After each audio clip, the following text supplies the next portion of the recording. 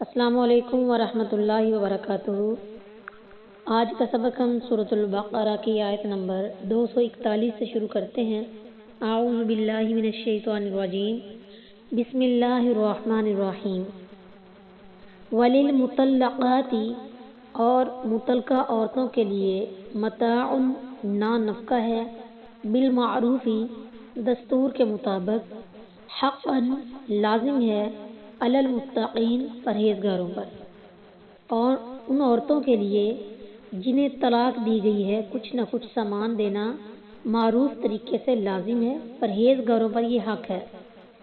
سورہ بقرہ کی آیت نمبر 237 میں ان متعلقہ عورتوں کو سامان دینے کا حکم تھا جنہیں نہ خامد نے ہاتھ لگایا ہو اور نہ مہر مقرر ہوا ہو، جبکہ اس آیت میں تمام متعلقہ عورتوں کو اچھے طریقے سے کچھ سامان، کپڑوں کا جوڑا وغیرہ دے کر رخصت کرنے کا حکم ہے تاکہ عورت کو کی کچھ دل جوئی ہو جائے، یہ احسان کا تقاضا ہے۔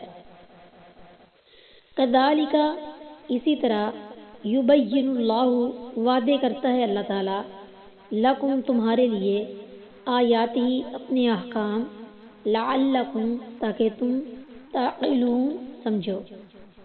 اسی طرح اللہ تمہارے لیے اپنی آیات کھول کر بیان کرتا ہے تاکہ تم سمجھو۔ یہاں نکاح و طلاق کے مسائل ختم ہوئے، اب جہاد کا ذکر شروع ہوتا ہے۔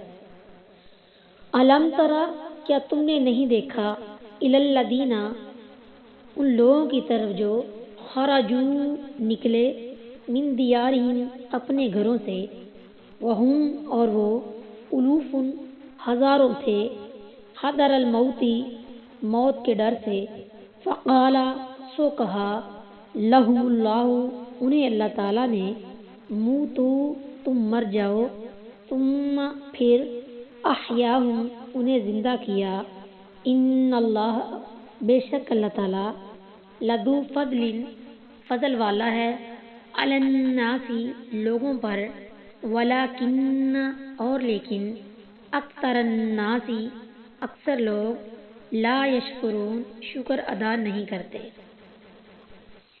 کیا تو نے ان لوگوں کو نہیں دیکھا جو موت کے ڈر سے اپنے گھروں سے نکلے جبکہ وہ کئی ہزار تھے، تو اللہ تعالیٰ نے ان سے کہا مر جاؤ، پھر انہیں زندہ کر دیا۔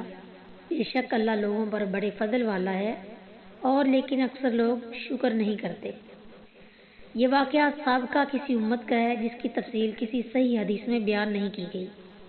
یہ لوگ دشمن کے حملے کے وقت قتل ہونے کے خوف سے ہزاروں کی تعداد میں ہونے کے باوجود مقابلہ کرنے کے بجائے شہر چھوڑ کر بھاگ پڑے۔ یہاں وبا واقع ہونے پر تقدیر پر صابر رہنے کے بجائے موت سے بچنے کے لیے گھر بار چھوڑ کر نکل گئے، لیکن وہ بھاگ کر موت سے نہ بچ سکے، بلکہ اللہ تعالیٰ نے ان سب پر موت طاری کر دی۔ پھر اللہ تعالیٰ نے ان پر کرم فرمایا اور انہیں زندہ کر دیا۔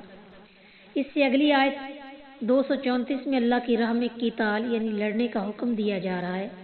اس حکم سے پہلے اس واقعے کے بیان میں یہی حکمت ہے کہ جہاد سے جی مت چراؤ، موت تو اللہ کے ہاتھ میں ہے، جسے تم جہاد سے گریز اور فرار اختیار کر کے ٹال نہیں سکتے، نہ تقدیر سے بچ کر کہیں جا سکتے ہو۔ یہ قصہ قیامت کے دن جسموں کے دوبارہ زندہ ہونے کی قطعی دلیل ہے۔ الم تری، اس کا لفظی معنی ہے کیا تو نے نہیں دیکھا، مگر مجاہد رحمۃ اللہ علیہ نے اس کا معنی کیا ہے الم تعلم، کیا تجھے معلوم نہیں۔ بخاری التفسیر، سورہ الم تری، الحا، حدیث نمبر 4974۔ مزید سورہ فیل کے حواشی میں اس سے معلوم ہوتا ہے کہ یہ آیت اترنے کے وقت ان لوگوں کا قصہ عام طور پر معروف و مشہور تھا۔ بعض اوقات کسی بات کو سننے کا شوق دلانے کے لیے بھی الم تری سے بات شروع کی جاتی تھی۔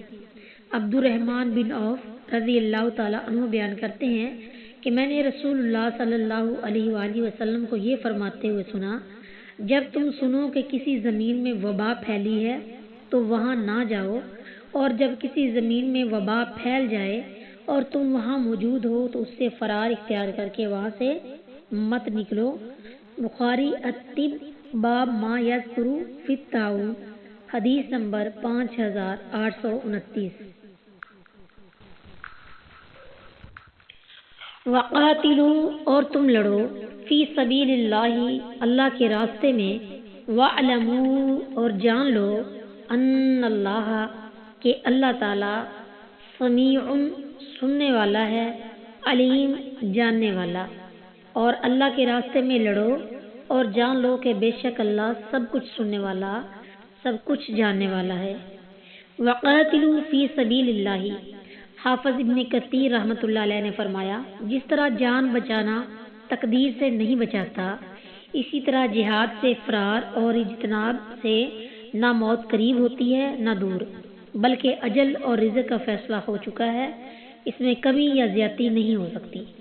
جیسا کہ اللہ تعالیٰ نے فرمایا الدین قالوا لاخوانہم، سورہ آل عمران حدیث نمبر 178، اور فرمایا اینما تکونوا یدرککم الموت ولو کنتم فی بروج مشیدہ، سورہ نساء کی آیت نمبر 78، تم جہاں کہیں بھی ہوگے موت تمہیں پا لے گی، خواہ تم مضبوط قلعوں میں ہو۔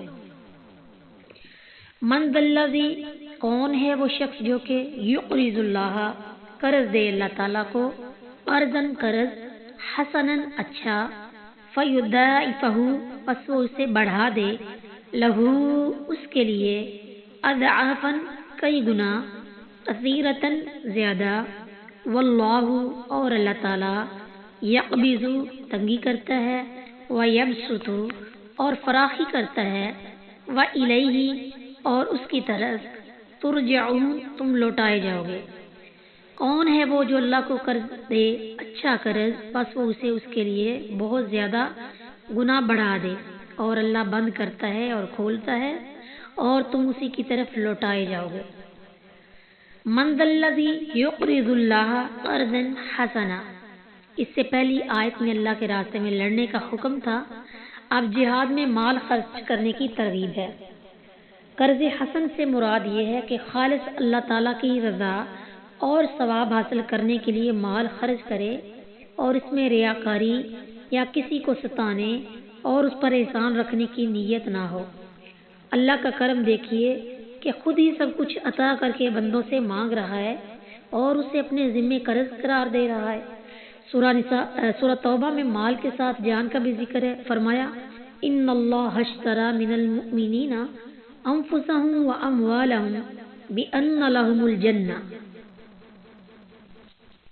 سورہ توبہ آیت نمبر 111، بے شک اللہ نے مومنوں سے ان کی جانیں اور ان کے اموال خرید لیے ہیں اس کے بدلے کہ یقیناً ان کے لیے جنت ہے۔ سورہ بقرہ کی آیت نمبر 271 میں ذکر ہے کہ اللہ تعالیٰ اس قرض حسن کو کئی گنا بڑھا کر واپس کریں گے۔